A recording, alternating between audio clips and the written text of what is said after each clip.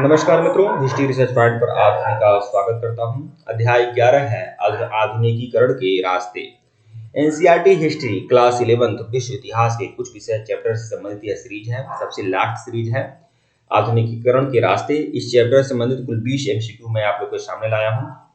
इसके पहले का वीडियो अगर आप लोगों ने नहीं देखा है तो प्लेलिस्ट में जाइएगा। NCERT history short test class 11 के नाम से प्लेलिस्ट बनी हुई है, जाकर देखिएगा। आइए शुरुआत करते हैं आधुनिकीकरण के रास्ते अध्याय 11।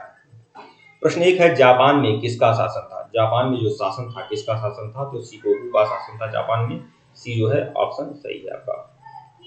प्रश्न 2 देखिएगा, मेजी पुनर्स्थापना कब हुई थी? मेजी पुनर्स्थापना हुई थी 1867-68 में। 1867-68 में हुआ था मेजी पुनर्स्थापना। प्रश्न 3 देखिएगा, मंचू राजवंश चीन में कब स्थापित हुआ था? मंचू राजवंश जो स्थापित हुआ था चीन में कब स्थापित हुआ था? 1644 में। 1644 ईस्वी में मंचू राजवंश स्थापित हुआ था। प्रश्न 4, जापान में पहली बार महिलाओं ने कब मतदान किया था? जापान में पहली बार महिलाओं ने कब मतदान किया था? 1946 में। प्रश्न 5 देखिएगा, 1514 ईस्वी में चीन में सर्वप्रथम कौन सी यूरोपीय शक्ति ने प्रवेश किया? 1514 में चीन में सर्वप्रथम कौन सी यूरोपीय शक्ति ने प्रवेश किया था? तो पुर्तगाल में। विकल्प बी। प्रश्न 6 देखिएगा, 18वीं सदी के आरंभ में यूरोपीय लोग चीन से क्या खरीदते थे? तो चीन से खरीदते थे चाय भी, रेशम भी, मिट्टी भी, मतलब उपरोक्त सभी। ठीक है। प्रश्न 7 देखिएगा, ताइवान चीन से कब अलग हुआ?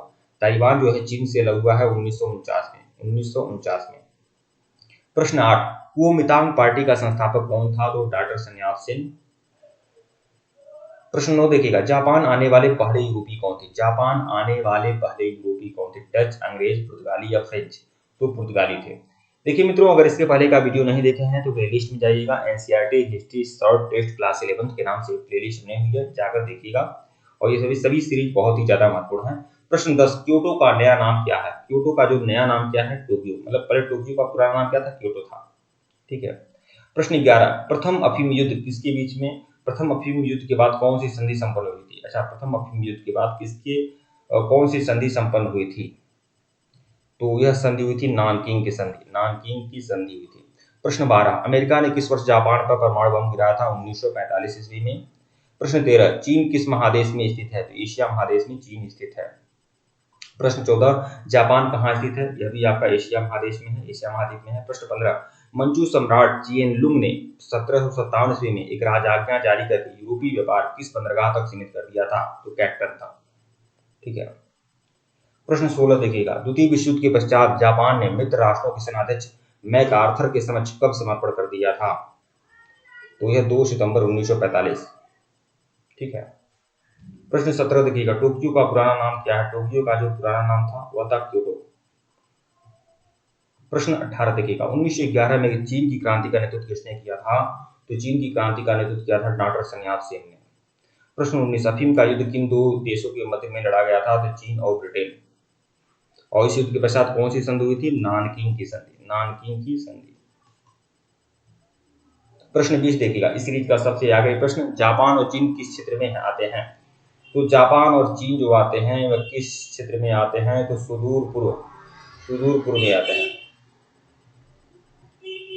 ठीक है मित्रों, वीडियो को लाइक और चैनल को सब्सक्राइब करेगा। टेलीग्राम ग्रुप को ज्वाइन करेगा, लिंक डिस्क्रिप्शन में दिया गया है। अगर इसके पहले का वीडियो नहीं देखे हैं तो प्लेलिस्ट में जाएगा। NCERT history short test class 11 के नाम से प्लेलिस्ट बनी हुई है। हमारा ऑफिशियल व्हाट्सएप नंबर डिस्क्रिप्शन में भी है, ऊपर भी शो हो रहा है और यहाँ पर भी है। आप लोग मैसेज कर सकते हैं। केवल 1499 रुपए में कंप्लीट कोर्स एनसीईआरटी हिस्ट्री का मिलेगा। बीपीएससी, टीआरई 3, 4, केबीएस, एनबीएस सबकी तैयारी, टीजीटी, पीजीटी की तैयारी मैं कराऊंगा इसी फीस में।